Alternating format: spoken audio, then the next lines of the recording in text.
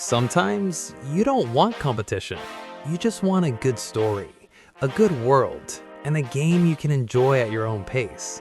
So here are the best single-player games you should try. Starting off the list with Indiana Jones and the Great Circle. In this game, you play as Indiana Jones, a smart archaeologist who relies more on his brain than brute force. So instead of crazy combat, the game focuses more on exploration, puzzles, and uncovering secrets. You'll be traveling across different locations, exploring ruins and solving environmental puzzles along the way. What I like the most is how immersive it feels. You're not just following objectives, you're actually observing your surroundings and figuring things out. It also gives a bit of an Uncharted vibe. But where Uncharted is more action-heavy, this leans more towards exploration and puzzle solving. So if you enjoy story-driven adventures, this is definitely worth trying. I don't suppose you know how to fly this thing, do you?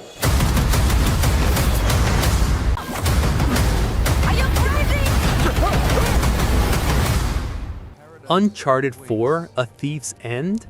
You play as Nathan Drake, a treasure hunter who gets pulled back into one last adventure. And honestly, when I played this, it felt more like a movie than a game. The story, the characters, the emotions, everything just pulls you in. What I like the most is the pacing. It slows down at the right moments and then suddenly throws you into intense action sequences. Some of the chase and climbing moments feel really smooth and cinematic. And that's what makes it so engaging. You're always involved in what's happening. From exploring different locations to escaping dangerous situations, everything feels well crafted.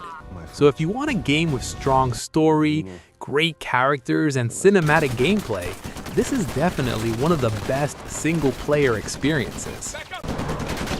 Wait, don't worry, I got this. Got this, I don't got this! Batman Arkham City. In this game, you play as Batman, protecting Gotham while facing some of the most iconic villains. And what really stands out here is the combat system. It's simple to learn, but once you get used to it, it feels incredibly satisfying. Chaining punches, counters, and gadgets together makes you actually feel like Batman. What I personally enjoyed the most is how smooth everything feels during fights. You're not just button mashing, you're reacting, timing, and controlling the flow of combat. The world design is also really solid. Arkham City feels dark, detailed, and perfectly fits the tone of Batman. And the way the story connects different villains keeps things interesting throughout. So if you enjoy action-focused games with satisfying combat, this is definitely a must-play.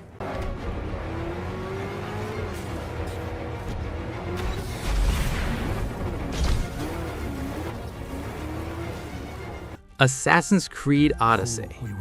In this game, you play as either Alexios or Cassandra, a mercenary trying to find their place in ancient Greece.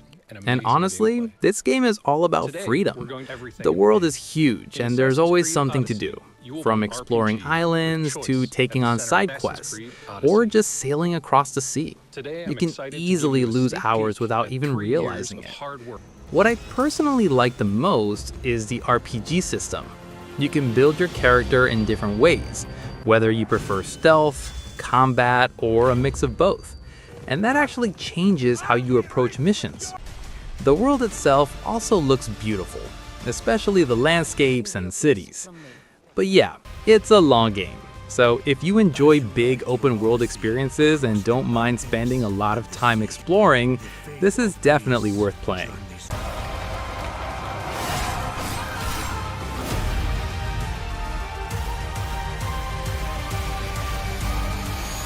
The Last of Us Part 1. This is one of those games where you don't need too much explanation. You're playing as Joel, and your job is simple: keep Ellie safe. But the way the game builds that journey, that's what makes it special. What stood out to me was how grounded everything feels. There are no over-the-top moments, no unnecessary drama, just a slow, realistic story that keeps getting deeper as you move forward. Even the gameplay follows that same idea. Every fight feels tense because you can't just rush in. You have to think, and that keeps you engaged the whole time. For me, this is one of those games that doesn't try to impress you. It just naturally does. This tourist put up a hell of a fight. Took two of us to put him down. Wait, how many is that now? Red Dead Redemption 2. You play as Arthur Morgan, an outlaw trying to survive in a world that's slowly changing. And this game doesn't rush you. Everything feels slow, but in a good way. From riding your horse to interacting with people, everything feels detailed and alive. When I played this, there were moments where I just stopped, not for a mission, just to look at the world around me. And that rarely happens in games. The world reacts to what you do. People remember your actions, and even small moments feel meaningful. And as the story moves forward, you slowly start connecting with Arthur. This is one of those games where you don't just play the story, you actually experience it. Ladies and gentlemen, this is a robbery. Sons of Dutch. Makes us brothers. Sometimes. God of War. You play as Kratos, but not the version most people remember. Here, he's calmer, more controlled, and that change is visible throughout the journey. The game isn't just about action.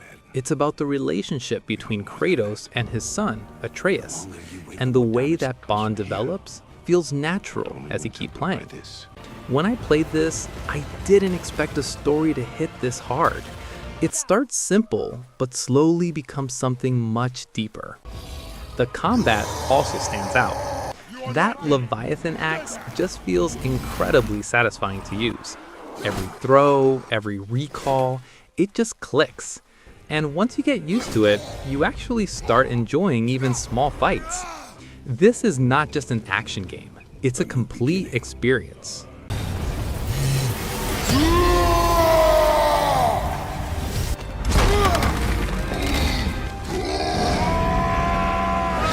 Elden Ring. This is one of those games that doesn't tell you what to do. You're just dropped into a world and everything else is up to you. At first, it can feel confusing. There's no clear direction, no one guiding you step by step. But once I started understanding how things work, that's when it really clicked. Every enemy feels dangerous and every win feels earned. It's not about rushing, it's about learning and improving. And the exploration? You never know what you will find next. A boss, a hidden area, or something completely unexpected.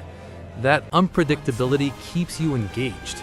This is not an easy game, but if you stick with it, it becomes one of the most satisfying experiences you can have. Champions of War. Aragon Festival. Grand Theft Auto 5. This game takes a different approach by letting you play as three characters, Michael, Franklin, and Trevor. Each one has a unique personality, and the story switches between them seamlessly. That constant shift keeps things fresh. One moment you're in a serious mission, and the next, everything turns chaotic. The world itself feels active and alive. There's always something happening, even when you're not following the main story. And that freedom is what makes it stand out. You can follow missions or just explore and create your own moments, and both feel equally engaging. We was trying to get out of this bullshit.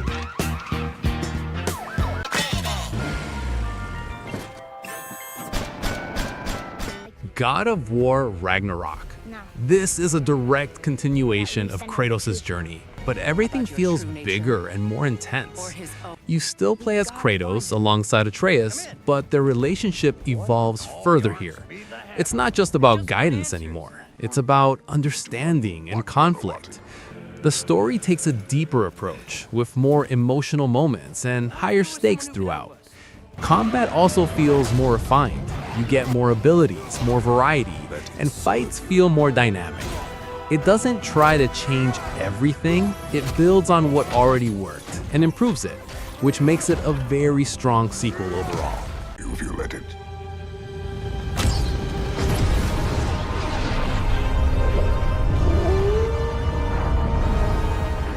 Cyberpunk 2077. This game drops you into Night City, a futuristic world filled with technology, crime, and chaos. You play as V, a mercenary trying to survive and build a reputation. And the biggest highlight here is the city itself. Night City feels dense, alive, and constantly moving. Every area has its own vibe, from bright neon streets to darker, more dangerous zones. The game also gives you multiple ways to approach situations. You can go stealth, focus on hacking, or go full combat. And that flexibility makes each mission feel different. The story also adds to the experience, with interesting characters and choices that affect how things play out. It's not perfect, but the overall experience feels unique, especially because of its world and atmosphere.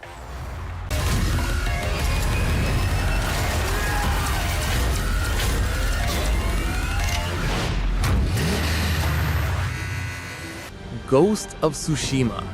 You play as Jin Sakai, a samurai trying to protect his homeland during a Mongol invasion. And from the start, the game feels very calm, almost peaceful. But at the same time, there's a constant sense of tension. What really stands out is how the world guides you. Instead of markers, the wind shows you the direction. And that small detail makes exploration feel more natural. The combat is also very clean. It's not overly complicated, but timing and precision matter a lot. Every fight feels controlled, almost like a duel. And visually, this game is just beautiful. From open fields to forests and mountains, everything feels cinematic. It's one of those games that you enjoy just by being in its world.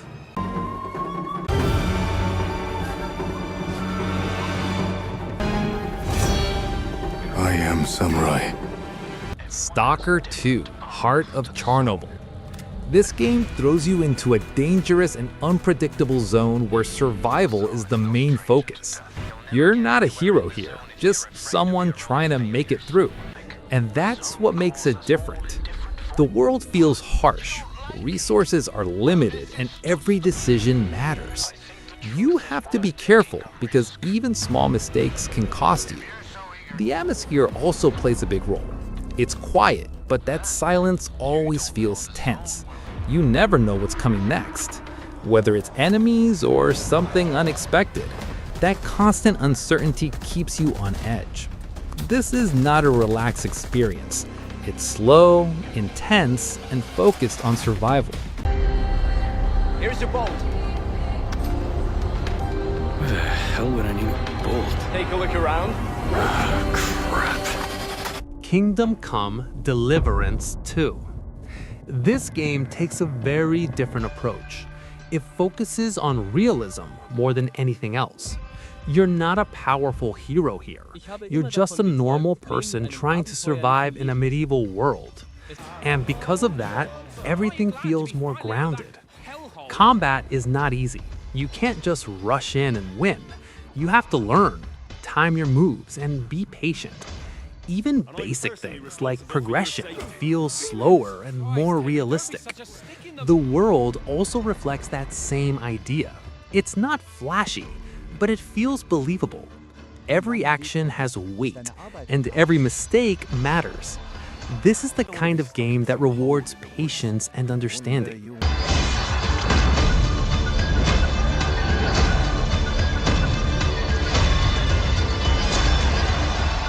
Black Myth: Wukong. This is one of those games that immediately stands out because of how it looks. You play as the Destined One, inspired by the Monkey King from Chinese mythology. And the combat here is fast, aggressive, and very fluid. It's not just about attacking. You're dodging, timing, and using abilities at the right moment. Enemies also feel challenging. Each fight requires attention. You can't just go in blindly. Visually, the game is on another level. From character design to environments, everything feels detailed and polished.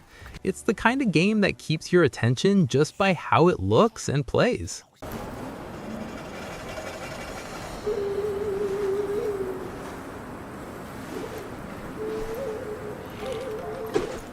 Marvel's Spider-Man 2. This game is all about speed, movement, and pure fun. You play as both Peter Parker and Miles Morales, and switching between them keeps things interesting. Swinging through the city feels smoother than ever, and it's honestly one of those things you don't get tired of doing. Combat is also more dynamic. You have more abilities, more ways to handle enemies, and fights feel faster and more engaging. The story also adds to the experience, with strong characters and some emotional moments. But overall, this game is just fun to play. Everything feels smooth, responsive, and easy to get into. The people I love.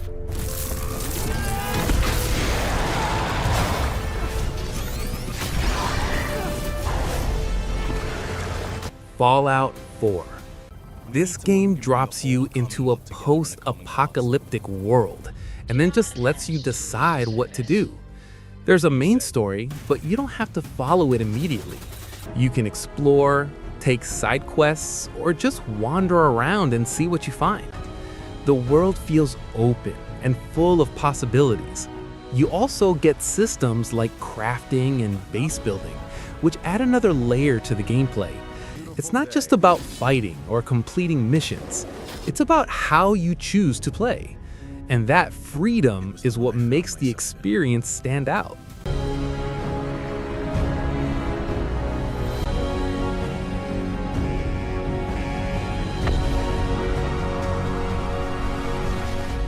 Hogwarts Legacy. If you've ever wanted to experience the Harry Potter world, this game actually lets you do that.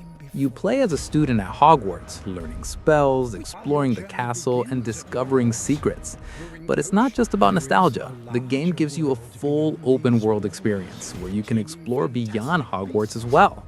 You can attend classes, learn new abilities, and build your own playstyle. Combat is also quite engaging. You're not just using one spell, you're combining different spells, and that makes fights more interesting. So if you enjoy fantasy worlds and want a mix of exploration and magic-based gameplay, this is a great pick for that kind of experience. The journey ahead will reveal what you stand for. Days Gone, if you're into open-world survival games, this is one you shouldn't ignore. You play as Deacon St. John, a biker trying to survive in a world filled with zombies. But what makes this game different is how it handles danger. It's not just a few enemies here and there, you'll face huge hordes, and that completely changes how you approach situations.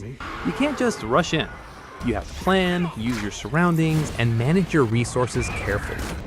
The bike also plays an important role. It's not just for traveling. You have to maintain it, refuel it, and rely on it to survive. So if you like games that mix exploration, survival, and a bit of strategy, this is a solid choice if you enjoy survival-focused open-world games. Perfect.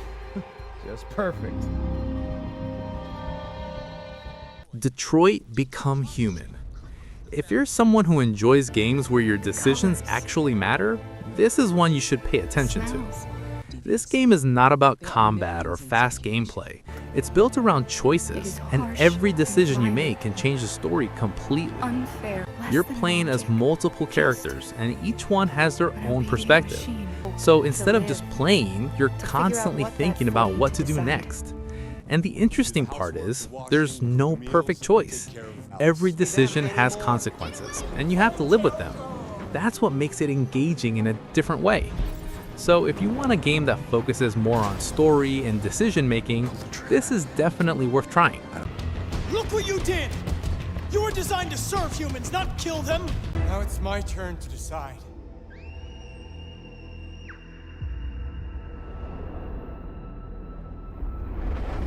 So yeah, these were some of the best single-player games you should definitely try.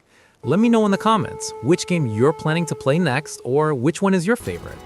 There are still a lot of amazing games out there, and I'll be covering more of them on this channel, so make sure to subscribe so you don't miss any updates. And if you enjoyed the video, drop a like. I'll see you in the next one.